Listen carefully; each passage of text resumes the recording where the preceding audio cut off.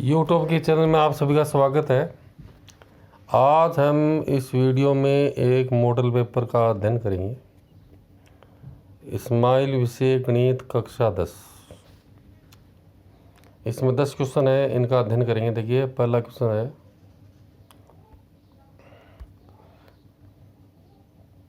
एक 196 के अभाज्य गुणनखंडों की घातों का योगफल लिखो। दो पूर्णांक संख्याओं का एचसीएफ व एलसीएम क्रम से 12 और 336 है। यदि एक पूर्णांक 48 है तो दूसरा पूर्णांक ज्ञात करो। क्वेश्चन नंबर 3, x घात 3 minus 6x square plus 11x minus 6 को x माइनस 2 से भाग दीजिए और विभाजन एल्गोरिथम की सहायता से इसकी सत्यता की जांच कीजिए। निम्न रैखिक समीकरण युग्म को आलेखीय विधि द्वारा हल कीजिए। दो समीकरण है, 2x प्लस वाई बराबर 6, 2x माइनस वाई बराबर 2 होता है। इसकी सहायता से संबंध 6x प्लस 7y बराबर p में p का मान ज्ञात करो। पहले x y का मान निकालेंगे, फिर p का मान आ जाएगा। क्वेश्चन नंबर 5, यदि किसी ए p के प्रथम 12 पदों का योगफल 468 है, इसका सार्वअंतर 6 तो 10वां पद ज्ञात कीजिए। छठा है, 1 जोड़ कोस थीटा बटा 1 बाकी कोस थीटा का वर्गमूल बराबर cosec theta plus cot theta. Question number 7, यदि बिंदु अक्ष 3 और 5 7 के बीच की दूरी 5 हो तो x का मान ज्ञात करो। दूरी सूत्र से ये प्रश्न हो जाएगा। ज्ञात कीजिए रेखा 3x प्लस वाई बराबर 9 बिंदु 1 3 और 2 7 को मिलाने वाली रेखा खंड को किस अनुपात में विभाजित करती है। फिर उसके बाद देखो, दी गई आकृति में वो वर्त का केंद्र है जिसके बाह्य बिंदु सी से वर्त पर दो स्पर्श रेखाएं सी ए सी बी खींची गई है। तो सिद्ध करो कि ए ओ बी व ए सी बी समपूरक है, यानी कोण ए ओ बी और कोण ए सी बी समपूरक, यानी इनका योग कितना होना चाहिए, 180 डिग्री। क्वेश्चन नंबर 9 में निम्न 12 मात्रा बंटन के माध्य व बहुलक ज्ञात करो। इसका बहुलक भी ज्ञात करना है और माध्य भी ज्ञात करना है। वर्गीकृत 12 मात्रा बंटन दिया गया है। उसके बाद क्वेश्चन नंबर 10 प्रायिकता से संबंधित है। एक डिब्बे में 7 लाल कण से, 10 सफ़ेद कण से, 5 हरे कण से इस डिब्बे में से एक कंसा या दर्शा निकाला जाता है। इसकी प्रायिकता क्या है कि निकाला गया कंसा लाल है, सफ़ेद और हरा है। इस प्रकार से ये 10 क्वेश्चन है। देखते हैं क्वेश्चन नंबर 1, 196 के अभाज्य गुणनखंडों की घातों का योगफल लिखिए। इसके अभाज्य गुणनखंड करेंगे तो 196 में 2 का भाग दिया 98 बार, 2 का भाग देंगे 49 बार, 49 में 7 का भाग देंगे 7 बार, 7 में 7 का भाग देंगे 1 बार। तो 196 के अभाज्य गुणनखंड क्या आ गए, 2 गुणा 2 गुणा 7 गुणा 7, 2 की घात 2 गुणा 7 की घात 2। देखो अभाज्य गुणनखंड इसके 2, इसकी घातांक 2 है 7, इसकी घातांक 2, 2 2 कितनी हो गई 4। इसके बाद देखो क्वेश्चन नंबर ये, दो पूर्णांक संख्याओं का एचसीएफ व एलसीएम क्रम से 12 और 336 है। यदि एक पूर्णांक 48 है, दूसरा पूर्णांक ज्ञात करो। तो इसमें देखो दो पूर्णांकों का एचसीएफ यानी महत्तम समापवर्तक 12 है, एलसीएम लघुत्तम समापवर्तक 336। एक पूर्णांक ए का मान 48 है, बी का मान निकालना है। तो ये सूत्र क्या है, एक पूर्णांक गुणा दूसरा पूर्णांक, यानी ए गुणा बी बराबर एचसीएफ गुणा एलसीएम। तो बी का मान कैसे निकलेगा, एचसीएफ गुणा एलसीएम बटा ए। तो बी बराबर एचसीएफ का मान 12 है गुणा एलसीएम का मान कितना है 336 बटा ए का मान कितना है 48। देखो इसमें कट जाएगा 12 का 12, 12 चौके 48। तो बी बराबर 336 आ गया ऊपर बटा 4, 336 में 4 का भाग दें कितना आएगा 84। अगले क्वेश्चन को देखते हैं। देखो x घात 3 minus 6x square plus 11x minus 6 को x बाकी 2 से भाग दीजिए और विभाजन एल्गोरिथम की सहायता से इसकी सत्यता की जांच कीजिए। तो देखो ये तो है इसका भाज्य, x घात 3 minus 6x square plus 11x minus 6, इसमें किसका भाग देना है, x माइनस 2 का। तो देखो सबसे पहले किसमें भाग देंगे, x घात 3 में, फिर भाग देंगे x घात 2 में, फिर x घात 1 में, इस प्रकार से भाग देंगे। तो सबसे पहले x घात 3 में भाग देंगे, किसका भाग देंगे, देखो x बाकी 2 का। तो हमें ध्यान किस पर रखना है, x पर, ठीक है। तो याद देखिए x की घात 3 में किसका भाग दिया, x का, तो कितनी बार भाग जाएगा x स्क्वायर। अब इस x स्क्वायर को x बाकी 2 से गुणा करेंगे वापस, तो ये x बाकी 2 तो गुणा करने में क्या है, एक्स को एक्स की घात 2 से गुणा करेंगे, एक्स की घात 3, एक्स की घात 2 को -2 से गुणा करेंगे, -2x²। तो इसको देखो यहाँ लिखेंगे, इसके नीचे देखो ये लिखा है, इसको देख लो पूरा। एक्स की घात 3 के नीचे एक्स की घात 3 लिखा है, -6x² के नीचे -2x² लिखा है। समान पद के नीचे समान पद है, तो घटाने पर ये कट जाएगा, ये कितना बचेगा, -6x², ये +2x² हो गया, तो -4x²। फिर बचे हुए पद को नीचे उतार लेंगे, +11x माइनस है। अब किसी में भाग देंगे, -4x² में, देखो या -4x² में भाग देंगे, ठीक है। तो पहले भाग कितनी बार गया था, x², ये या लिख दिया, ठीक है ना। अब देखो -4x² में x का भाग दें, भाग कितनी बार जाएगा, -4x, तो यहाँ -4x लिखेंगे, और x बाकी 2 को पुनः बाकी 4x से गुणा करेंगे। तो x को बाकी 4x से गुणा करेंगे तो क्या आ गया, बाकी 4x², बाकी 4x को बाकी 2 से गुणा करेंगे +8x। तो इसको देखो यहाँ लिखा, देखो वापस ये बाकी 4x² +8x, ठीक है। घटाएंगे, ये प्लस हो गया, ये माइनस हो गया, -4x² और +4x² कट जाएगा, +11x। अब ये माइनस का 8x हो गया, तो +11x का -8x कितने हो गए, +3x, और -6 उतर गया।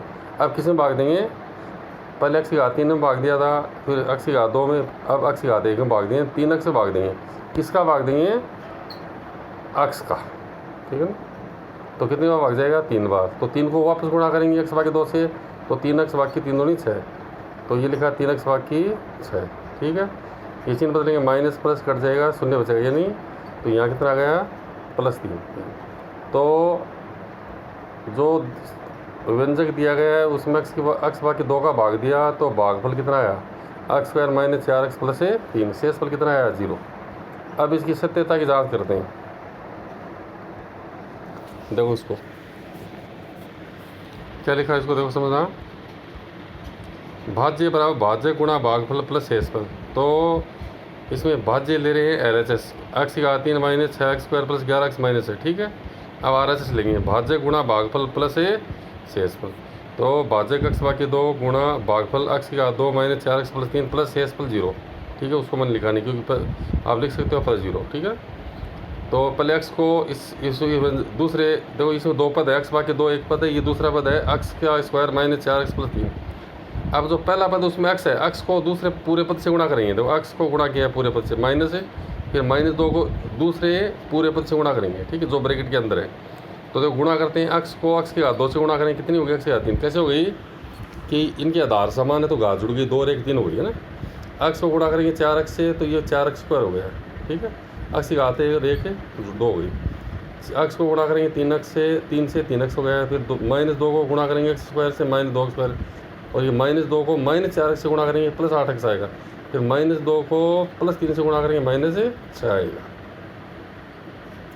अब इसमें देखो समान पदों को एक साथ लेंगे, उनको सरल करेंगे, x की घात 3 या -4x² -2x² कितना हो गया, जोड़ने पर -6x² हो गया, प्लस का 3x प्लस का 8x कितना हो गया, प्लस का 11x, और ये -6।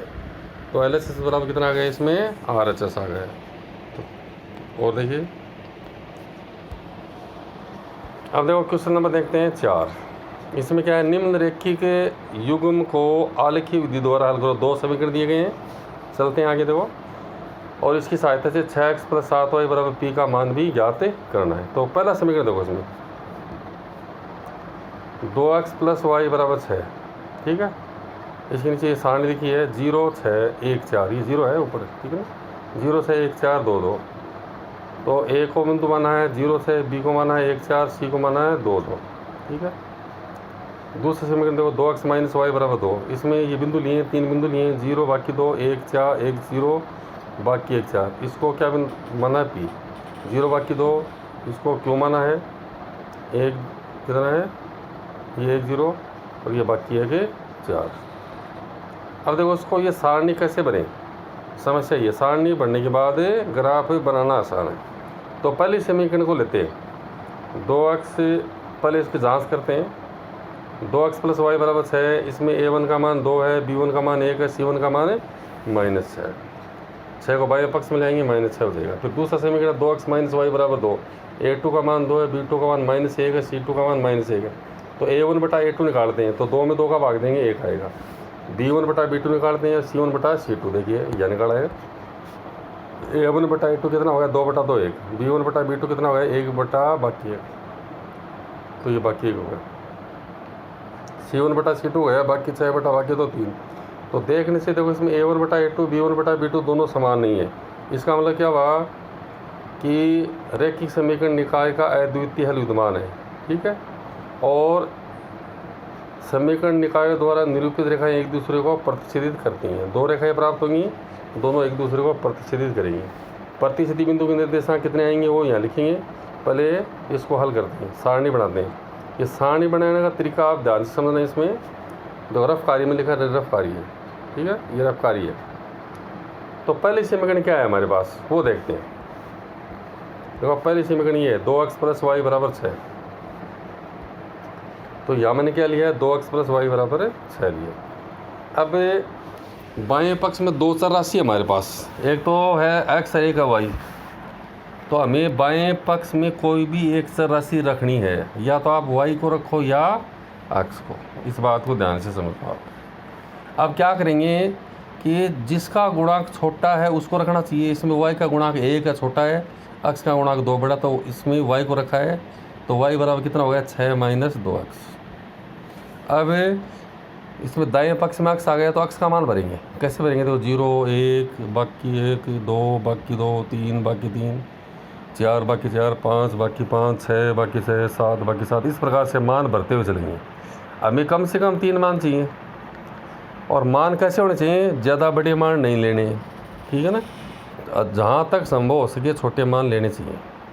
तो चलते हैं, शुरू करते हैं। x का मान देखो इसमें 0 भरा है, तो y बराबर कितना हो गया 6 बाकी 2 गुणा 0। x की जगह कितना लिख दिया 0, तो ये कितना हो गया 6 बाकी 0 6 हो गया। तो x का मान 0 लेने पर 6 आ गया। तो ये पहला मान मैंने देखो यहाँ भरा है, देखिए x का मान 0 लेने पर 6, ठीक है। अब इसमें आगे चलते हैं, इसको देखो आगे देखते हैं। x का मान कितना भरा है 1, y बराबर 6 बाकी 2 गुणा 1, तो 6 का 6 - 2 एकम 2, 6 में से 2 घटाएंगे 4। तो दूसरा मान देखो 1 लेने पर कितना आ गया 4 आ रहा है। 1 लेने पर कितना आ रहा है 4 आ रहा है। तो इस सारणी में क्या लिखा है 1 और 4। फिर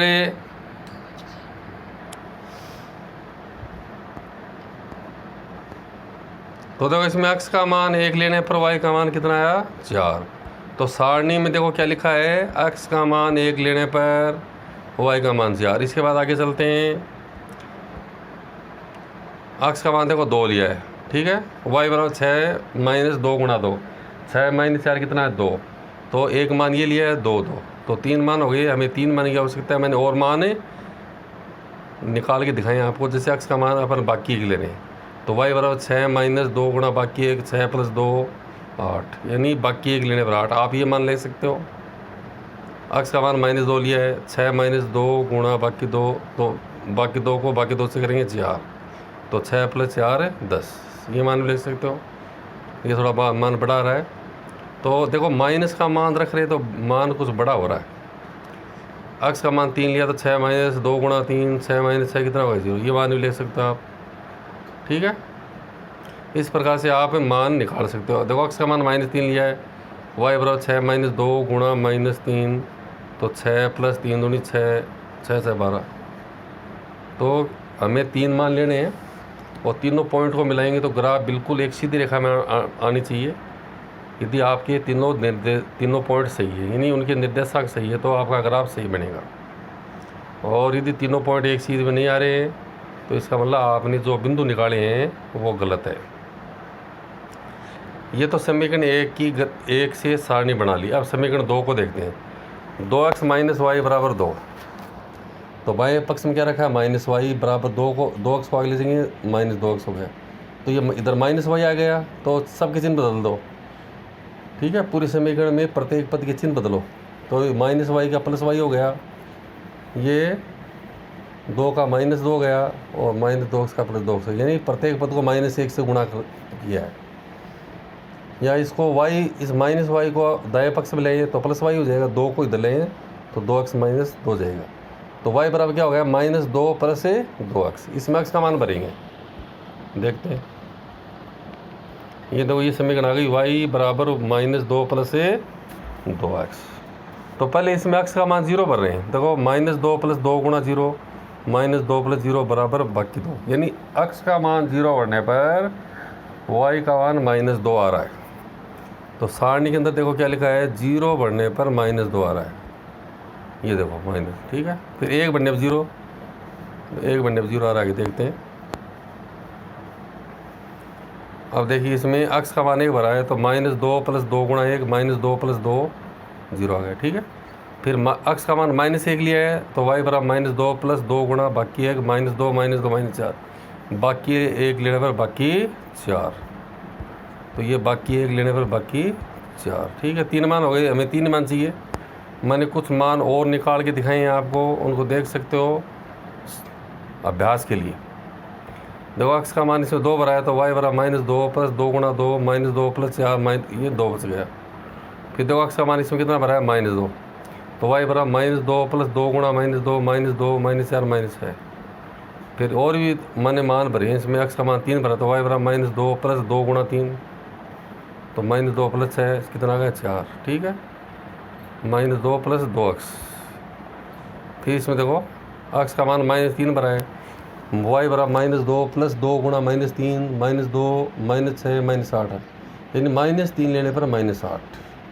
अक्स का मान 4 भरा है तो -2 + 4 दूनी 8, अच्छा आ गया। फिर -4 भरा है, y बराबर -2 + 2 गुणा -4, 2 -2 -8 -10। इस प्रकार से आप मान भर सकते हो, सारणी में मान प्राप्त कर सकते हो।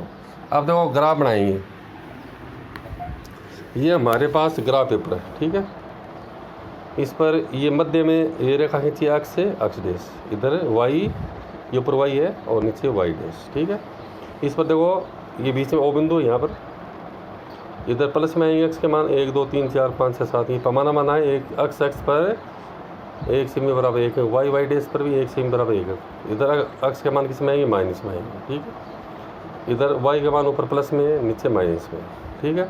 अब सारणी से ग्राफ बनाते हैं। देखो A बिंदु कितना था, 0 से, फिर B बिंदु कितना था, 1 4, और C बिंदु कितना था, 2 2। ये पहली समीकरण के 3 बिंदु है A B C जो मान्य थे। देखिए दोबारा एक बार ये देखते हैं अपन इसको,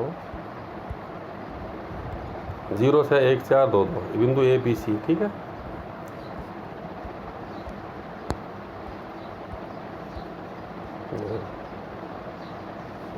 इन तीनों बिंदुओं को मिलाएंगे तो ये देखो ये एक सीधी रेखा प्राप्त होगी, ठीक है।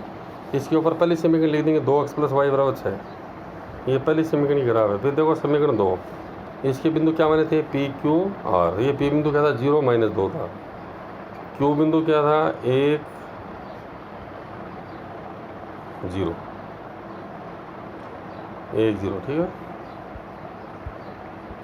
देखते हैं कितना है,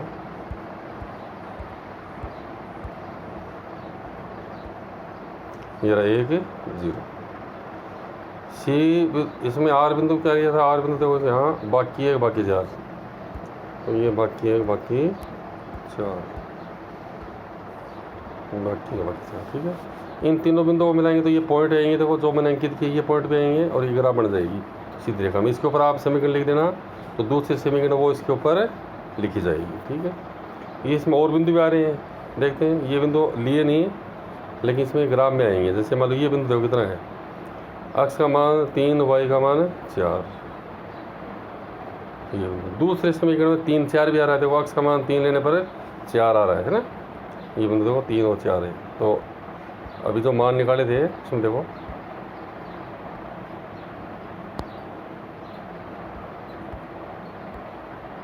ये रहा, देखो अक्स का मान 3 लेने पर कितना आया, 4।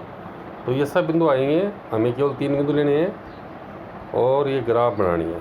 अब देखो इस ग्राफ में जो मैं बताना चाहता हूँ कि इस ग्राफ में हमने ग्राफ बनाने के लिए कम से कम 3 बिंदु लिए, प्रत्येक समीकरण से 3 बिंदु लिए। यदि हम चाहें तो 2 बिंदु लेकर भी ग्राफ बना सकते हैं, उसका तरीका देखिए आप, ये देखो, अथवा ये दूसरा तरीका है ग्राफ बनाने का। इसमें क्या करते हैं कि एक बार तो अक्स का मान 0 लेते हैं, एक बार वाई का मान 0 लेते हैं। तो देखते हैं 2x + y बराबर 6, 2x + y बराबर 6, अक्स का मान 0 लिया तो 2 गुणा 0 + y बराबर 6, 0 + y बराबर 6, y का मान 6, 0 लेने पर y का मान 6 आ गया। फिर देखो y का मान 0 लेंगे तो अक्स का मान कितना है, 2x + 0 बराबर 6, 2x बराबर 6, तो अक्स का मान 3। तो देखो 0 लेने पर 6 आया, 3 लेने पर 0। अब ग्राफ देखो, आप सीधा ग्राफ देखिए, 0 लेने पर 6 आ रहा है और 3 लेने पर 0, ठीक है ना। x का मान 0, y का मान 6 और x का मान 3 और y का 0, ठीक है। एक बार x का मान 0 लिया और एक बार y का, तो केवल 2 बिंदु लेकर ग्राफ बना रहे हैं। ये तरीका थोड़ा सरल है, ये ग्राफ बन जाएगा। इसके ऊपर लिख देंगे 2x + y = 6। उसी प्रकार से ये x एक्सिस खींचेंगे, y एक्सिस खींचेंगे और पैमाना लेंगे x एक्सिस पर 1 सेमी बराबर 1 अंक, y डैश पर 1 सेमी बराबर 1 अंक। ये तो पहली समीकरण की ग्राफ बन गई। ये तरीका थोड़ा सरल है, छोटा है। अब देखते हैं दूसरे समीकरण को, 2x - y = 2। इसमें भी क्या किया है, पहले x का मान 0 रखा है, तो 2 × 0 - y = 2, 0 - y = 2, -y = 2, तो y का मान -2, यानी 0 लेने पर -2 आ रहा है। देखो 0 लेने पर -2, देखो ये बिंदु रहा u माना इसको, 0 लेने पर -2। दूसरा बिंदु देखो, एक बार x का मान 0 रखा है, अब y का मान 0 रख रहे हैं, तो 2x - y का मान 0 = 2, तो 2x = 2, x का मान 2/2 1, तो y का मान 0 लेने पर x का मान 1 आ रहा है। ये बिंदु कौन सा हो गया अपना, ये देखो V10, तो ये आपका v बिंदु है 10, तो इनको मिलाएंगे तो ये देखो ग्राफ बनेगी, ठीक है। ये पूरी सीधी रेखा में आएगी। इसके बाद 2x - y = 2। अब दोनों ग्राफ देखो कहाँ कट रही है, इस P बिंदु पर कट रही है, तो P का मान कितना हो गया 2 और y का P की निर्देशांक क्या हो गया 2, 2, ठीक है।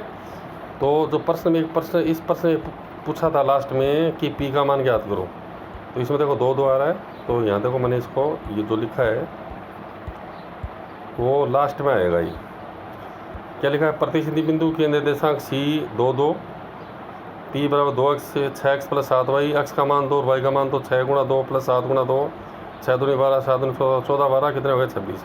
इस प्रकार से हम ग्राफ को 2 विधि से हल कर सकते हैं, 3 बिंदु लेकर भी कर सकते हैं और 2 बिंदु लेकर भी हल कर सकते हैं।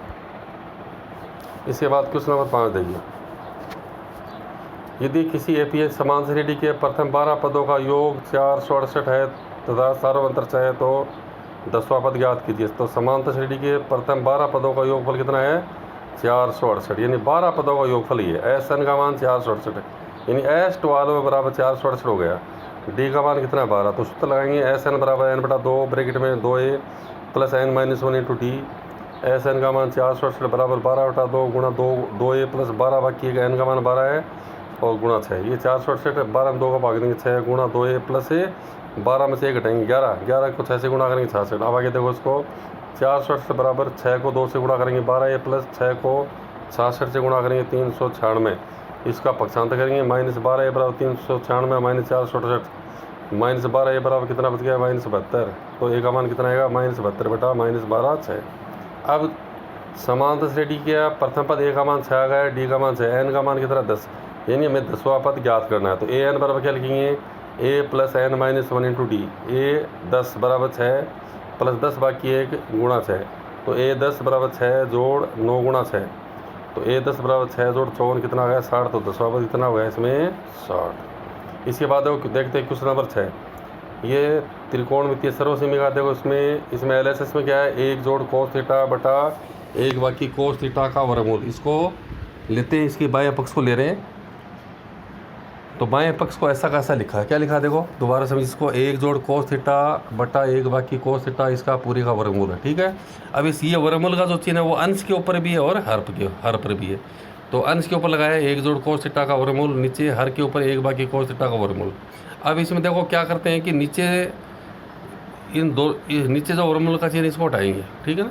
तो हटाने के लिए इसको नीचे माइनस है 1 बाकी cos थीटा का वर्गमूल है, तो इसके विपरीत चिन्ह से गुणा करेंगे, तो इसका विपरीत चिन्ह हो गया प्लस, तो 1 + cos थीटा का वर्गमूल, इससे जो पद दिया गया है उसके अंश और हर दोनों को गुणा करेंगे। देखो ऊपर भी गुणा किया और नीचे भी गुणा किया है। इससे फ़ायदा क्या होगा देखो, ये फ़ायदा ये होगा कि ऊपर तो 1 + cos थीटा का वर्गमूल गुणा 1 + cos थीटा का वर्गमूल है, तो इसका वर्गमूल हट जाएगा, ऊपर आ गया 1 + cos थीटा। नीचे क्या होगा कि इसका वर्गमूल अभी वर्गमूल नहीं हटेगा, 1 बाकी cos थीटा को 1 + cos थीटा से गुणा करेंगे तो ये आएगा 1 बाकी cos स्क्वायर थीटा। अब हमें मालूम है कि sin square theta + cos square theta बराबर क्या होता है 1, तो 1 बाकी cos स्क्वायर थीटा बराबर क्या हो जाएगा sin स्क्वायर थीटा, और sin स्क्वायर थीटा का वर्गमूल क्या आ जाएगा sin थीटा। देखो ये sin थीटा का, अब sin थीटा का भाग 1 में दे देंगे 1 बटा sin थीटा प्लस से cos थीटा बटा sin थीटा, ये हो जाएगा cos थीटा बटा sin थीटा, तो 1 बटा sin थीटा क्या हो गया cosec theta plus cos theta बटा sin थीटा क्या हो गया cot थीटा। तो ये नीचे 300 तो लिखे हैं मैंने, sin square theta plus cos square theta बराबर 1, इसलिए साइन स्क्वायर थीटा बराबर क्या होगा, 1 कोस स्क्वायर थीटा। और कोट थीटा बराबर क्या होगा, कोस थीटा बटा साइन थीटा। एक सूत्र लिखा है 1 साइन थीटा बराबर क्या होता है, कोसेक थीटा। अब देखो इस लेसन में कुछ सूत्र हैं काम आते हैं, उन सूत्रों को मैं बताना चाहूँगा। Sine square theta plus cos square theta बराबर 1 प्लस टेन स्क्वायर थीटा बराबर क्या होता है, sec square theta. 1 plus cot square theta बराबर cosec square theta. Tan theta बराबर क्या होता है, साइन थीटा बटा कोस थीटा। कोट थीटा बराबर क्या होता है, कोस थीटा बटा साइन थीटा। कोसेक थीटा बराबर 1 साइन थीटा। 1 कोसेक थीटा बराबर साइन थीटा। सेक थीटा बराबर 1 कोस थीटा। अब ये 3 सूत्र देखो, साइन थीटा गुणा कोसेक थीटा बराबर 1, कोस ये टेन थीटा गुणा कोट थीटा बराबर 1, कोस थीटा गुणा सेक थीटा बराबर 1। साइन थीटा बराबर देखो इसमें ये समकोण त्रिभुज है, इस थीटा के सामने की भुजा लंब होगी और 90 डिग्री सामने भुजा कर्ण और ये आधार।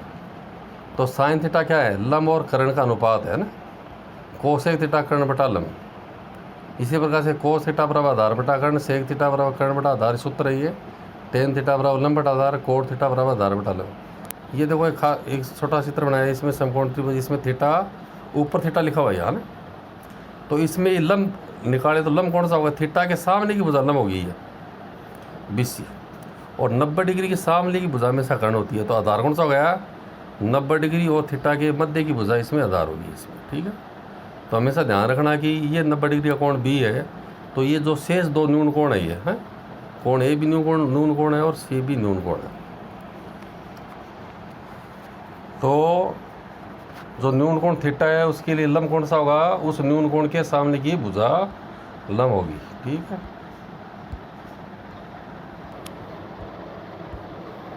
इसके बाद देखते हैं क्वेश्चन नंबर 7। इसमें 2 पार्ट हैं। पहला पार्ट देखो, यदि बिंदु अक्ष 3 और 5 7 के मध्य की दूरी 5 है तो अक्ष का मान ज्ञात हो। तो ये चित्र बनाया देखो, ये और B बिंदु ना, यहाँ अक्ष 3 लिखा है, यहाँ 5 7। ये इस बिंदु को क्या माना, x1 और y1, इसको क्या माना, x2 और y2। AB का मान 5 है, तो ये दूरी सूत्र लगाया इसमें देखो, AB बराबर x2 माइनस x1 का स्क्वायर प्लस दोबारा देखो AB बराबर x2 माइनस x1 का whole square plus y2 minus y1 का होल स्क्वायर, इसका पूरे का वर्गमूल। तो AB का मान कितना, 5। इसमें x2 का मान कितना, 5, और ये माइनस x हो गया, 5 माइनस x का स्क्वायर प्लस ये हो गया 7 माइनस 3 का स्क्वायर। देखो ये हो गया, दोनों पक्षों का वर्ग करेंगे तो ये वर्गमूल हट जाएगा, तो 25 हो गया, इधर वर्गमूल हट गया, ठीक है। ये 5 माइनस x का होल स्क्वायर प्लस 4 का स्क्वायर हो गया, 7 में 3 घटाएंगे 4, ये 25 हो गया। देखो ये इसको हल करेंगे, 5 माइनस x का होल स्क्वायर, यानी यहाँ सूत्र लगाएंगे a माइनस b का होल स्क्वायर, यानी a का स्क्वायर 5 का स्क्वायर माइनस 2 गुणा 5 गुणा x प्लस x का स्क्वायर, ठीक है। यानी पहली संख्या का स्क्वायर माइनस 2 गुणा पहली संख्या गुणा दूसरी संख्या प्लस दूसरी संख्या का स्क्वायर, और प्लस 4 का स्क्वायर 16। इसको आगे हल करते हैं। देखो ये तो कितना, 25 बराबर ये 25 हो गया minus 10x plus x square plus 16। इसको दाएं पक्ष में 0 करेंगे तो ये दाएं पक्ष की सभी संख्याओं को बाएं पक्ष में लाएंगे, तो इनका चिन्ह बदल जाएगा। 25 माइनस 25 प्लस 10x से plus minus x square minus 16 बराबर 0। ये 25 कट गए, minus x square plus 10x minus 16 बराबर 0 बचेगा ना। तो ये आया अपने पास, देखो minus x square plus 10x minus 16 बराबर 0। तो पहला पद माइनस में आ रहा है तो सब के चिन्ह बदले हैं। ये प्लस x स्क्वायर होगा माइनस 10x प्लस 16 बराबर 0। अब ये जो त्रिपदीय व्यंजक है इसके गुणनखंड करेंगे, तो जैसे पहले पद x स्क्वायर को 16 से गुणा करें, क्या आएगा, 16x स्क्वायर, यानी गुणा करने पर 16x स्क्वायर चाहिए, जोड़ने पर कितना चाहिए, 10x। तो जोड़ने पर 10x चाहिए माइनस 10x, ठीक है। यहाँ प्लस 10x भी हो सकता है, किसी प्रश्न में माइनस भी हो सकता है। तो जोड़ने पर चाहिए, गुणा करने पर कितना चाहिए, 16x स्क्वायर, यानी 16 चाहिए। तो देखो यदि मान लो पहला पद 1 लें तो दूसरा पद 9 लेंगे, 9 और 1 10 लेके गुणा करने पर 9 आ रहा है। पहला पद 2 लेंगे, दूसरा कितना लेंगे, 8। तो 2 और 8 है 10, लेकिन 2 8 16 हो गए गुणा करने पर, नहीं आया। पहला पद 3 लेंगे, दूसरा 7 लेंगे, 7 3 10, लेकिन 7 21, नहीं आया। पहला पद 4 लें, दूसरा 6, 6 4 10, 7 6 4 24। पहला पद 5 लेंगे, ठीक है, दूसरा 5 10 5 25, 6 लेंगे तो 4 6 4 10, 624। तो हमें क्या चाहिए था, जोड़ने पर तो चाहिए 10, तो 2 और 8 10 हो गए ना, और गुणा करने पर 16। तो 2 8 10 का मतलब प्लस का 2x प्लस का 8x तो प्लस 10x होते हैं। हमें क्या चाहिए? माइनस चाहिए। तो -2x माइनस 8x से -10x, यानी गुणा करने पर प्लस का 16x स्क्वायर प्राप्त हो रहा है। तो इसका मतलब दोनों मध्य का पद है उसके चिन्ह समान होंगे, या तो दोनों प्लस के होंगे या दोनों माइनस के। तो मध्य पद के टुकड़े हो गए इसमें -2x और -8x। तो देखो इसके गुणनखंड किए हैं। x square -8x -2x plus 16 बराबर 0। अब इसके दो के समूह बनाएंगे ना, तो 4 पद हैं। तो x को मिलेंगे x -8, उसमें -2 को मिलेंगे x -8 बराबर 0। x -8 को मना जाएगा, x -2 को मनाए बचेगा x बराबर 0। तो इसके फैक्टर क्या हो गए? x -8 और गुणा x -2 बराबर 0। अब पहले पद को 0 करेंगे, x -8 बराबर 0। पहले गुणनखंड को x बराबर 0 प्लस 8x का मान 8 आ गया। दूसरे पद को 0 करेंगे, दूसरे गुणनखंड को x बाकी 2 बराबर 0, x का मान 0 प्लस 2, x का मान 2, यानी x का मान 8 या 2 ये आएगा। दूसरा क्वेश्चन थोड़ा अलग टाइप का है, इम्पोर्टेंट क्वेश्चन ये। ज्ञात कीजिए 3x प्लस वाई बराबर 9 बिंदु 1 3 और 2 7 को मिलाने वाले रेखाखंड को किस अनुपात में विभाजित करती है? ये रेखा है, ये रेखा 2 बिंदुओं को मिलाने वाली रेखा है, उसको विभाजित करती है। तो किस अनुपात में करती है? तो पहले देखो इसका चित्र बनाते हैं। ये रेखा का समीकरण है 3x प्लस वाई बराबर 9। तो इसमें पहले आप x का मान 0 भरो।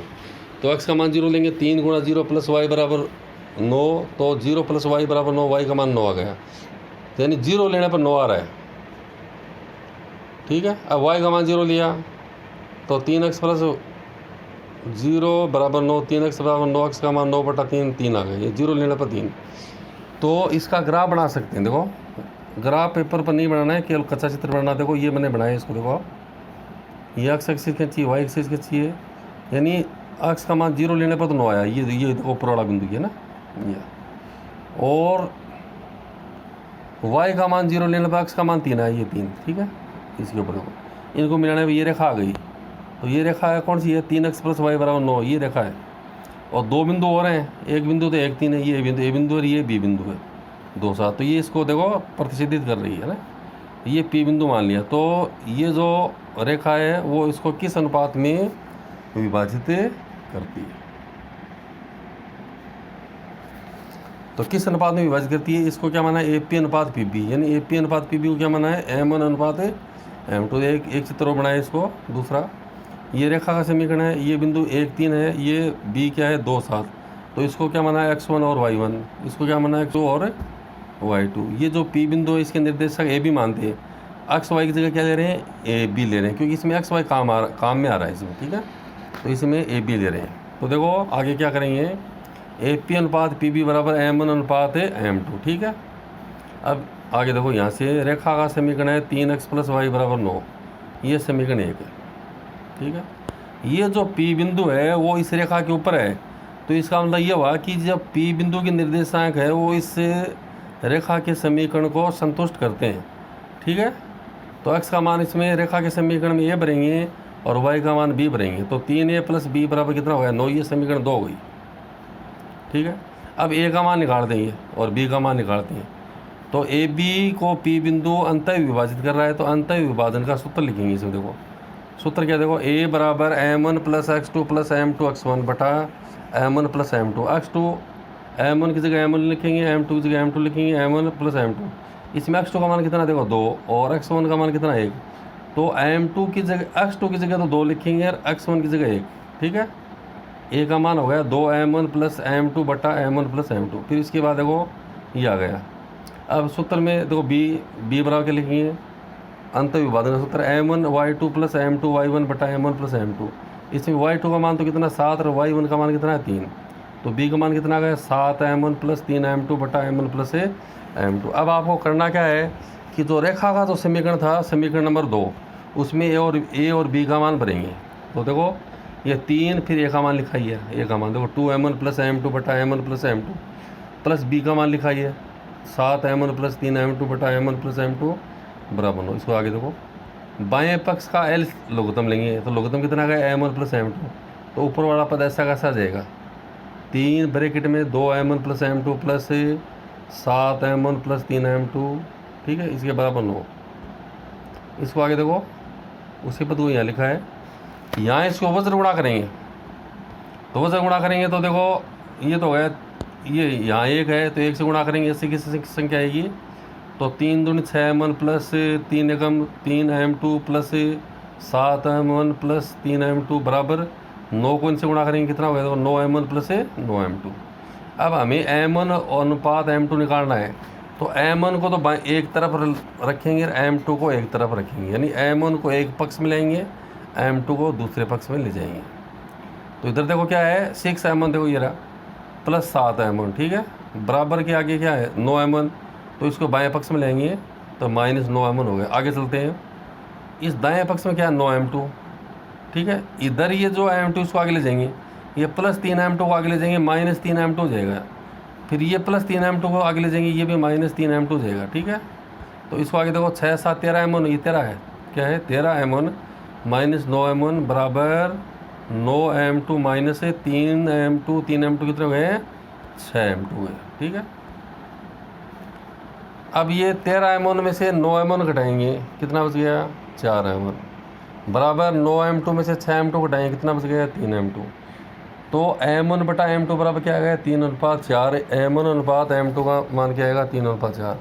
इसको थोड़ा सा मैंने समझाने के लिए ग्राफ बना के बताया आपको, इसको आपको बनाने की आवश्यकता नहीं है, दोबारा बता देता हूँ, इसको बनाने की आवश्यकता नहीं है, केवल समझाने के लिए मैंने ग्राफ बनाया इसमें।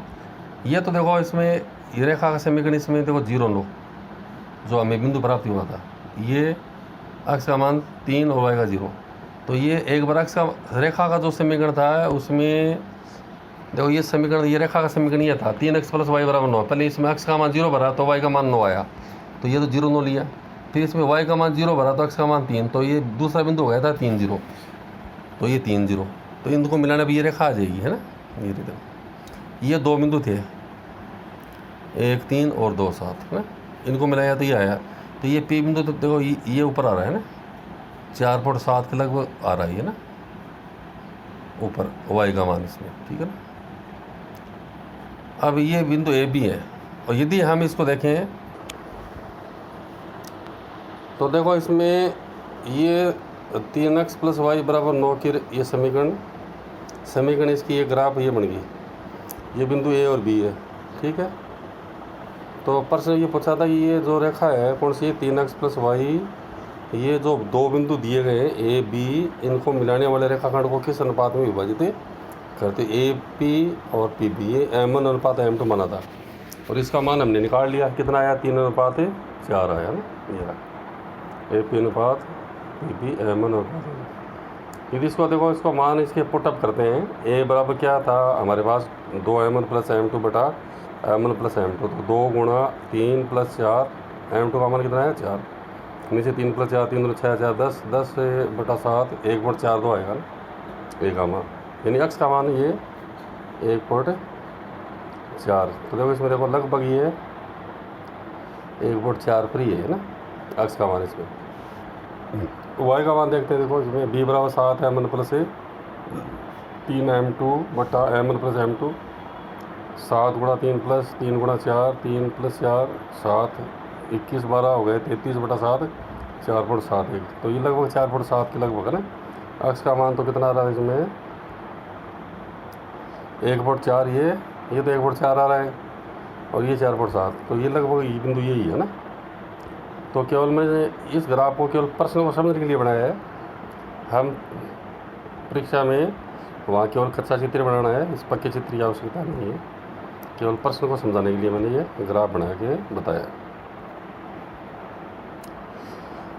देखो इसमें ये दो बिंदुओं के मध्य दूरी का अंतर सूत्र जो अभी काम आया था, देखो ये सूत्र अभी काम लिया था कि ये बिंदु P है, ये A है, ये B है, इनके निर्देशांक अक्ष 1 y1 है, और बिंदु B के निर्देशांक अक्ष 2 y2 है। एक बिंदु P इनको अंतर विभाजित करता है P, जिसके निर्देशांक है अक्ष y है, और AP अनुपात PB ये दिया गया m1 m2। तो बिंदु P के निर्देशांक क्या है x y। अक्ष का मान कैसे निकालते हैं, m1 x2 plus m2 x1 बटा m1 प्लस m2 y बराबर m1 y2 plus m2 y1 बटा m1 प्लस m2। दोबारा देख लो इसको, इस चित्र को देख लो, आप समझ लो कि दो बिंदुओं के मध्य दूरी का अंतर विभाजन का सूत्र है, जो अभी जो प्रश्न किया था उसमें हमने इसको काम में लिया है।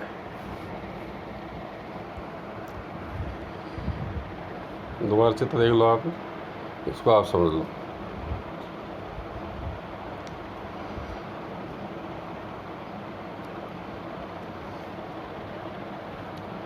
अब देखो इसको देखिए, क्वेश्चन नंबर 8 को देखिए, दी गई आकृति में ओ एक वर्त का केंद्र है जिसके बाह्य बिंदु सी से वर्त पर दो स्पर्श रेखा खींची गई हैं, तो सिद्ध करो कि कोण ए ओ बी और वह कोण ए सी बी संपूरक है।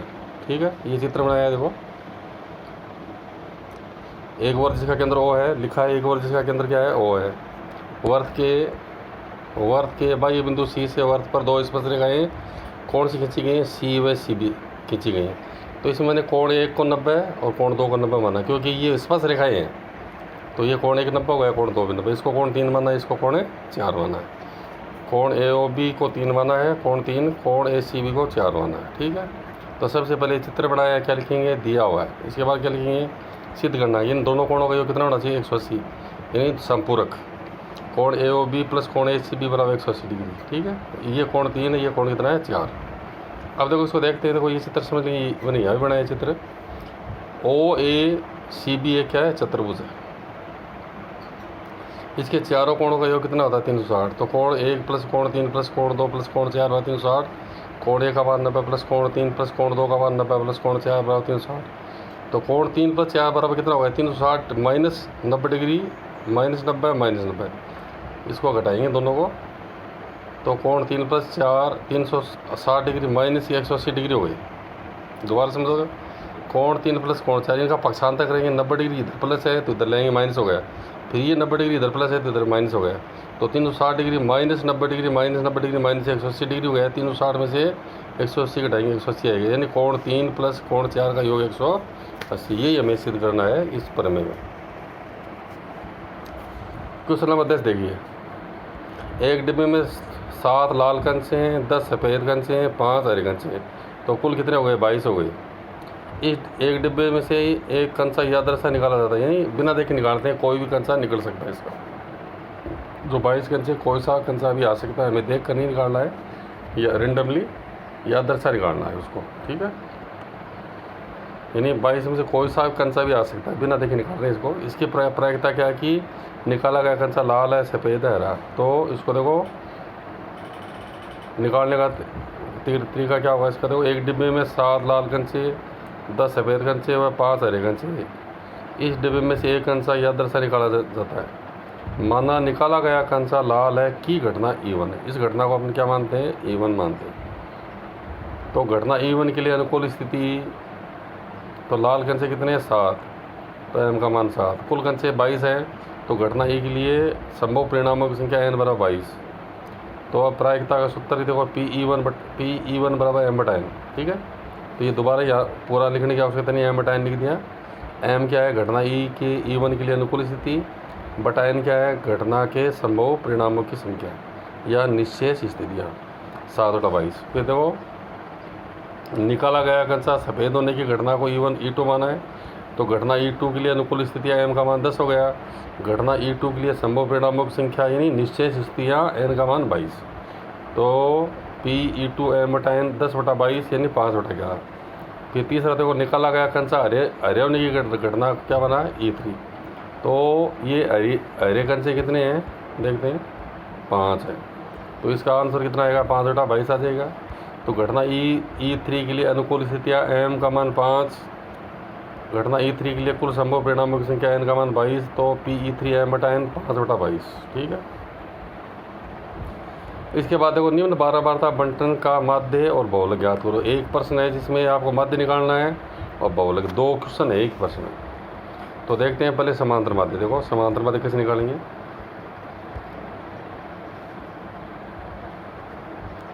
इस पूरे को देख लीजिए आप एक बार। देखते हो ये तो प्राप्तांक है, 20 से 30, 30 से 40, 40 से 50, 50 से 60, 60 से 70। ये इनकी बारहबारता 4, 28, 42, 20 और 6। तो समांतर माध्य इसको प्रत्यक्ष विधि से कर रहे हैं। तो पहले इनका क्या निकालेंगे, मध्यमानक। 20 में 30 जोड़ेंगे, 50 हो गया, 2 को भाग देंगे 25। 30 में 40 जोड़ेंगे, 70, 2 का भाग देंगे 35। 40 में 50 जोड़ेंगे, 90, 2 का भाग देंगे 45। 50 में 60 जोड़ेंगे, 110, 2 का भाग देंगे 55। 60 से 70, 60 में 70 जोड़ेंगे, 130, 2 का भाग देंगे 65। या आप यूँ भी कर सकते हो कि पहला जो वर्ग है 20 से 30, इसका मध्यमानक से निकाला है। 20 में 30 जोड़ेंगे, 50 2 का भाग नहीं 50। अब इनमें कितने कितने का अंतर है देखो, सब में 10-10 का अंतर, यानी CI यानी वर्ग अंतराल कितना है 10 का है। तो आप 10-10 जोड़ते हुए चलो, 25 10 35 10 45 10 55 जोड़ 10 65, ठीक है। अब इस प्रत्येक विधि में क्या करते हैं कि f को x से गुणा करते हैं, ठीक है। 4 को 25 से गुणा करेंगे 100, 28 को 35 से गुणा करेंगे 980, 42 को 45 से गुणा करेंगे 1890, 20 को 55 से गुणा करेंगे 1100, 6 को 65 से गुणा करेंगे 390। अब fx को जोड़ेंगे, देखो इन सभी संख्या को जोड़ेंगे, 100 980 1890 1100 390, जोड़ने में कितना आएगा 4460। ये किसका मान आ गया देखो, सिग्मा FI XI का मान 4460 आ गया, यानी सिग्मा FX का मान सिग्मा FI यानी सिग्मा F, ठीक है।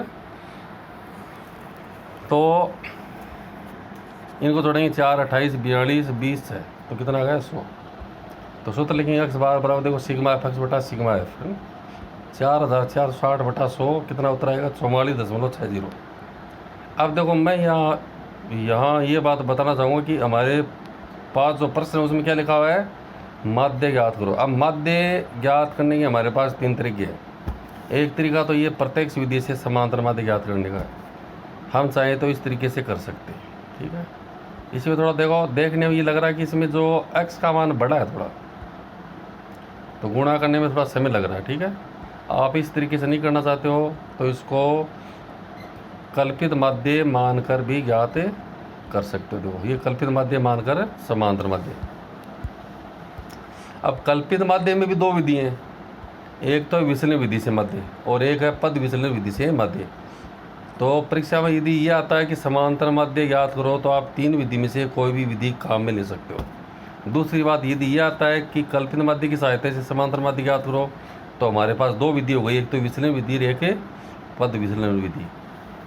या पर्टिकुलर कोई विशेष विधि दी जाए कि आप विचलन विधि से करो तो उसी विधि से करना पड़ेगा ना, या आपको ये कहा जाए परीक्षा में कि समांतर माध्य पद विचलन विधि से करो तो पद विचलन विधि से आपको प्रश्न करना है।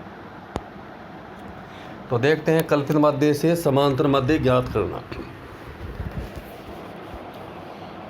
तो देखो यहाँ प्राप्ता लिखा है 20 से 30 30 से 40 40 से 50 50 60 60 70, यानी कि 12 मात्रा लिखी है, 4 28 42 20 है। ये मध्य मानक सभी जो ज्ञात किए थे 25 35 45 55 और 65। अभी जो ज्ञात किए देखो 20 में 30 जोड़ा 2 का भाग दिया 25, 30 में 40 जोड़ा 70 2 का भाग दिया 35, 40 में 50 जोड़ेंगे 90 2 का भाग दिया 45, 50 में 60 जोड़ेंगे 110 2 का भाग देंगे 55, इसी प्रकार से 60 में 70 जोड़ेंगे 130 2 का भाग देंगे 65। अब इसमें विचलन विधि में क्या करना पड़ता है कि सबसे पहले हमें a का मान मानना पड़ता है, ठीक है ना। ये कल्पित माध्य a, तो a को हमेशा अक्ष में से मानेंगे, बीच में से। अक्ष में कितने पद है, इसमें 5 पद है, ठीक है, गिन लो। बीच में 45 आ रहा है, ठीक है ना। 5 पद है तो बीच में तीसरा पद आ रहा है। यदि मान लो बीच में 2 पद भी आ जाते हैं तो आप कोई सा पद भी ले सकते हो। तो अक्ष का मान कितना ले लिया, a का मान कितना लिया 45, यानी कल्पित माध्य कितना माना है 45। तो यहाँ बड़ा ए कैपिटल ए, छोटा ए लिखा है, इसको आप बड़ा ए लिखना, ठीक है। तो DI बराबर x माइनस ए, तो सब में से कितना कितना घटाएंगे 45 45 घटाएंगे, 25 में से 45 घटाएंगे, देखो माइनस 20 बचेगा, 35 में से 45 घटाएंगे, माइनस 10 से 45 में से 45 घटाएंगे 0, 50 में से 45 घटाएंगे 10, 65 में से 45 घटाएंगे 20। अब क्या करेंगे, f को d से गुणा करेंगे, 4 को माइनस 20 से गुणा करेंगे, देखो माइनस 80, फिर 28 को माइनस 10 से गुणा करेंगे, देखो माइनस 280, 42 को 0 से गुणा करेंगे 0, 20 को 10 से गुणा करेंगे 200, 6 को 20 से गुणा करेंगे 120। अब देखो इसमें सिग्मा एफ डी का जोड़ करेंगे तो इसमें 2 प्रकार की संख्या आ रही है, जोड़ की और माइनस की। तो जोड़ के 200 और जोड़ के 120 कितने हो गए, 320 हो गए, ये लिखा देखो सिग्मा एफ डी ना। माइनस का 280 माइनस के 80 कितने हो गए, माइनस के 360, तो प्लस के 320 माइनस के 360 कितने हो गए, माइनस के 40, और सिग्मा एफ आई का मान कितना 100। अभी सूत्र लिखेंगे, देखो x बराबर a plus sigma F I D I बटा सिग्मा एफ आई। तो a का मान 45 प्लस a माइनस 40 बटा 100 बराबर 45 माइनस 0.40 घटाएंगे तो क्या आएगा 44.60। अब जो पद विचलन विधि है उसमें देखो यहाँ तक तो प्रश्न करना ही पड़ेगा, कहाँ तक माइनस 20 माइनस 10 0 10 20 यहाँ तक तो करना ही पड़ेगा प्रश्न, ठीक है। उसके आगे प्रश्न और होगा, देखते हैं पद विचलन विधि। ये देखो वर्ग लिखा है, देखो ऊपर क्या लिखा है, माना कल्पित माध्य a बराबर 45, जो अभी माना था वही है इसमें, ठीक है। तो इसको मैं समझता हूँ दोबारा बताने की आवश्यकता नहीं है। ये DI का मान निकाला था -20 -10 0 10 20, ठीक है। अब देखो देख लेते हैं, ये वर्ग लिखे एफ आई एक्स आई, ठीक है, डी आई निकाला है, तो एक्स आई में से क्या माना है, कल भी माना 45 माना है, फिर घटाए 25 में से 45 घटाएंगे -20, 35 में से 45 घटाएंगे -10, 45 में से 45 घटाएंगे 0, 55 में से 45 घटाएंगे 10, 65 में से 45 घटाएंगे 20। अब देखो इसमें आगे क्या करना पड़ेगा, यहाँ पद विचलन निकालना पड़ेगा। यू आई बराबर डी आई बटा एच, एच क्या है, वर्ग अंतराल है, एच का मान कितना है इसमें 10, तो 10 का भाग दे देंगे, इसमें सीधी सी बात यही है। -20 में 10 का भाग देंगे -2, -10 में 10 का भाग देंगे ये -1, 0 में 10 का भाग देंगे 0, 10 में 10 का भाग देंगे 1, 20 में 10 का भाग देंगे 2। अब क्या करेंगे, एफ आई को यू आई से गुणा करेंगे, तो इस 4 को गुणा करेंगे -2 से -8 आ गया, 28 को -1 से गुणा करेंगे -28, 42 को 0 से गुणा करेंगे 0, 20 को 1 से गुणा करेंगे 20, 6 को 2 से करेंगे 6 दूनी 12। अब देखो इसमें इसका योग करेंगे, किसका, इसका देखो सिग्मा एफ आई यू आई का, तो 20 और 12 तो 32 हो गए प्लस के, तो और माइनस के 28 और 8 हो गए माइनस के 36, तो कितना बचेगा -4। ये देखो यहाँ देखो नीचे इसको, सिग्मा एफ आई यू आई का मान 32 -36 -4, सिग्मा एफ आई का मान 100, तो एक्स बार का मान क्या आएगा, एक्स बार का मान क्या आएगा, A plus sigma F I U I बटा सिग्मा एफ आई गुणा एच, तो ए का मान 45 प्लस इसका मान ऊपर कितना है -4 गुणा एच का मान 10 बटा 100, तो 45 माइनस ऊपर होगा -40 बटा 100, 45 माइनस 0.40, तो 45 में घटाएंगे 44.60। तो एक प्रश्न को मैंने 3 विधि से बताया, इसमें आप किसी भी तरीके से कर सकते हो। इसके बाद इसी प्रश्न में एक प्रश्न और था बहुलक, तो बहुलक देखते हैं इस प्रश्न में। तो ये बहुलक देखो, ये वर्ग 20 से 30 के 12 बता 4, 30 से 40 के 12 बता 28, 40 से 50 के 12 बता 42, 50 से 60 के 12 बता 20, 60 से 70 के 12 बता 6। तो वर्गीकृत 12 मात्रा बंटन से बहुलक, यानी इसमें सबसे बड़ी 12 मात्रा कितनी, ये देखेंगे पहले। तो सबसे बड़ी 12 मात्रा है 42, इसको एफ वन मानेंगे। तो सबसे अधिक 12 मात्रा 42 आता है, जिसके संगत वर्ग कौन सा है 40 से 50, ठीक है। तो बहुलक वर्ग हो गया 40 से 50, इसकी निम्न सीमा एल, ये एल क्या है, निम्न सीमा 40, एच का मान कितना 10। अब क्या लिखेंगे, तो बहुलक वर्ग की 12 मात्रा एफ वन का मान 42, बहुलक वर्ग की 12 मात्रा एफ वन 42, ठीक है। अब बहुलक वर्ग से ठीक पूर्व के वर्ग की 12 मात्रा एफ 0 28, ठीक है, देख लो इसमें। और बहुलक वर्ग से ठीक बाद के वर्ग की 12 मात्रा एफ 2 20। अब सूत्र लिखेंगे बहुलक का L plus F one minus F 0 बटा 2 F one minus F 0 minus F 2 गुणा एच। एल का मान 40 प्लस एफ वन का मान 42 का माइनस एफ 0 का मान 28 बटा 2 एफ 1, तो 2 गुणा 42 माइनस एफ वन का एफ 0 का मान 28 माइनस एफ 2 का मान 20 गुणा एच का मान 10। तो 40 प्लस 42 में से 28 घटाएंगे 14 बचे 42 84, 28 और 20 कितना हो गया 48 माइनस की, है ना। यहाँ ये याद रखना कि -28 माइनस 20 कितना होगा -48 गुणा 10। 40 प्लस ऊपर कितना आ गया 14 को 10 से गुणा करेंगे 140 हो जाएगा, नीचे 84 में से 48 घटाएंगे कितना आएगा 36। तो 40 प्लस 14 गुणा 10 बटा 36, 40 प्लस 140 बटा 36 हो गया, 2 से कट जाएगा, 40 प्लस 70 बटा 18 हो गया, 40 प्लस यहाँ इसको और भी काट सकते हैं 35 बटा 2 हो जाएगा।